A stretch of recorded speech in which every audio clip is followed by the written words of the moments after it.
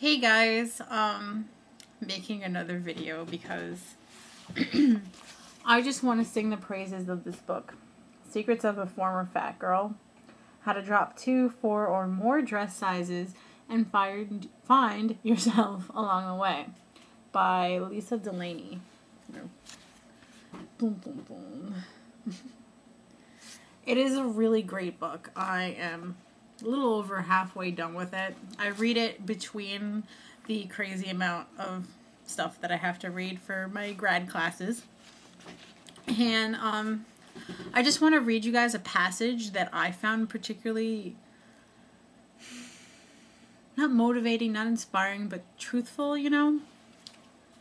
And I just want to take a moment to say that I recommend this book for everybody, even men. So you should totally read this, guys, because it does deal with a lot of the mental stuff that you have to go through when you go through this whole transformation. You could think of what this writer is saying and tweak it so that it fits your own experiences and you know, she just has a lot of great things to say, so I would suggest reading it.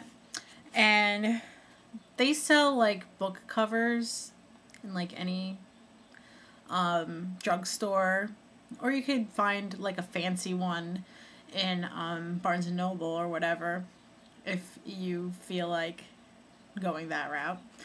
But I used to do that when I read like trashy vampire novels when I was a teenager because I didn't want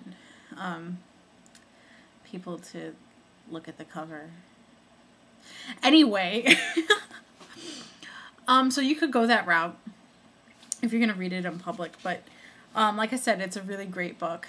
I actually felt like I should have been covering Huckleberry Finn because I was reading it on the bus, and I don't know if you guys have read it or not, but like the N-word is basically stuck in every sentence in any way possible. So there's that. So I guess I've had book covers on the brain recently. But anyway, so I just wanted to read this particular passage. And this doesn't have to pertain to Weight Watchers, because this particular woman went on Weight Watchers to lose the rest of her weight. So,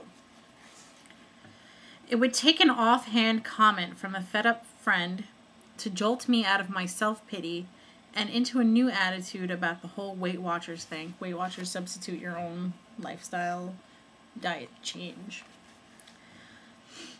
It happened one day after I had finished counting out a paltry pile of wheat thins to accompany a postage stamp-sized cube of cheddar. Why do I have to think about food all the time? I bitched to my friend Kim. Why can't I eat like other people? I didn't really expect an answer, but I got one. Kim looked at me and said in her matter-of-fact way, "Because, Lisa, you are not like other people." Now that, Oprah fans, was an aha moment. I know Kim didn't realize she was saying anything particularly insightful. She was probably so sick of my belly aching, how's that for a play on words, that she was just trying to shut me up. And she did. That statement was so right, so brilliant, so straight to the heart of the matter that I was speechless. You are not like other people. Of course I'm not. I realized that those good old days I yearned for when I supposedly ate what I wanted without a second thought were only an illusion. In reality, I had never taken food lightly. I had never been able to think about food without conjuring up thoughts of emotions. From the outside, I might have looked as though I just didn't care when I went back to the dessert buffet for seconds. But inside there was a world-class battle going on.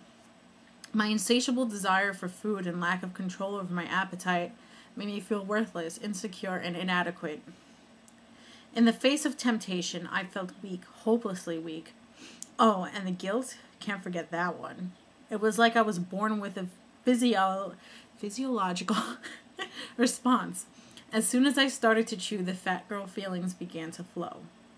I'd spent years envying people whose lives didn't revolve around food, who could eat with true abandon.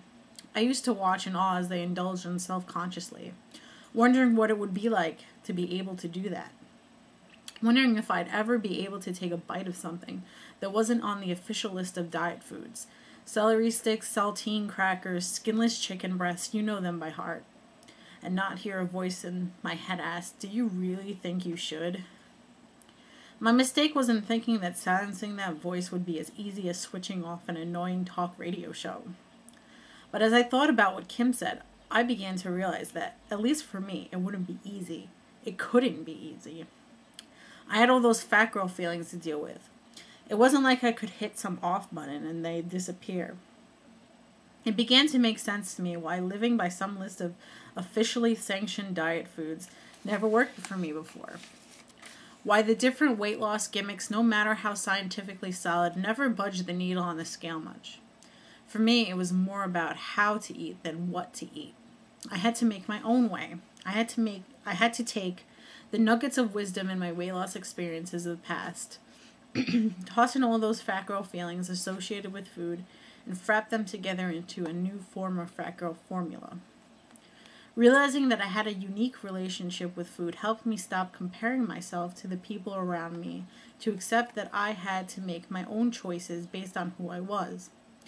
I began to be okay with the fact that while everyone else at the table was chowing down on chicken fried steak and mashed potatoes, I was munching on a chef salad, dressing on the side, no ham, no cheese. I began to stop expecting myself to leave half of my dessert on the plate as other girls seemed to do so easily. I began to accept the fact that for me it was better not to order in the first place, because once it was in front of me, there was no stopping. Oh, where am I now? I began to define a new normal for myself, one that was based on a true understanding of my feelings and attitudes about food as a fat girl. I knew I was different, and I also knew what I wanted. I wanted a body I could be proud of and feel truly comfortable in. But I also wanted to start treating myself well. I wanted to feed myself well, keep myself well watered, and nurture myself as you do a seed that you're trying to coax into a flower. Corny, but true. I wanted to be healthy and feel the energy and confidence that comes from living healthily. I wanted to continue to take the kind of risks I had started to make, meeting new people and trying new things without letting fear or any kind of physical limitations stop me. And I knew that recognizing and dealing with my unique relationship with food would be key to getting me there. So yeah, there's that. I thought that was very important. So I guess spending 4 minutes on reading that was alright.